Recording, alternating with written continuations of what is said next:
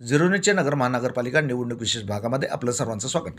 Doctor Shabnam Imran Shaikh यांच्या महानगरपालिकेच्या निवडणूक रिंगणात एंट्री। अल्पसंख्याक समाजातील एक सक्षम महिला नेतृत्व। प्रभाग क्रमांक 4 क मधून अल्पसंख्याक समाजातील महिला नेत्या डॉक्टर शबनम इम्रान शेख या सर्वसाधारण महिला गटातून उमेदवारी अर्ज दाखल करण्यात असल्याची माहिती समोर आली आहे। त्या एक अभ्यासू, संवेदनशील आणि धोरणात्मक दृष्टिकोन असलेले नेतृत्व म्हणून ओळखल्या जातात।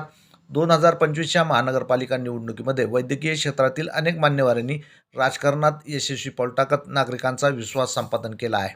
विशेष म्हणजे या निवडणुकीमध्ये डॉक्टरांनी सामाजिक जाणीवेतून आणि अभ्यासू दृष्टिकोनातून उमेदवारी करत उल्लेखनीय यश मिळवलेले आहे। याच पार्श्वभूमीवर अल्पसंख्याक समाजातील अभ्यासू व धोरणात्मक दृष्टिकोन असलेले नेतृत्व म्हणून ओळखल्या जाणाऱ्या डॉक्टर शबनम इम्रान शेख यांनी नगर महानगरपालिका प्रवेश करण्याचा निर्णय घेतला आहे। त्या प्रभाग क्रमांक 4 मधून सर्वसाधारण महिला गटातून उमेदवारी अर्ज दाखल करणार आहेत।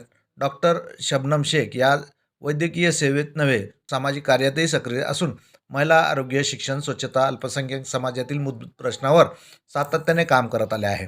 त्यांच्या अभ्यासपूर्ण मांडणीमुळे आणि शांत पण ठाम भूमिकेमुळे त्या नागरिकांमध्ये विश्वासार्ह व्यक्तिमत्व म्हणून ओळखल्या जात आहेत। डॉक्टर शबनम शेख यांच्या पाठीशी पती डॉक्टर इम्रान शेख यांची साथ लाभत आहे। सामाजिक कार्य, महिला सक्षमीकरण आणि गरजू वस्तूंसाठी केलेल्या कामामुळे डॉक्टर शबनम शेख या प्रभागात परिचित ठरले आहेत। या संपूर्ण प्रवासात डॉक्टर इम्रान शेख यांची संघटनात्मक पातळीवर जनसंपर्कात आणि सामाजिक उपक्रमामध्ये सक्रिय सहभाग घेत त्यांना बळही दिले आहे। अल्पसंख्याक समाजातील महिलांनी राजकीय प्रवाहात प्रभावीपणे सहभागी करून घेण्याचे कार्य डॉक्टर शबनम शेख यांनी डॉक्टर इम्रान शेख यांच्या माध्यमातून घडत असल्याचे बोलले जाते आहे।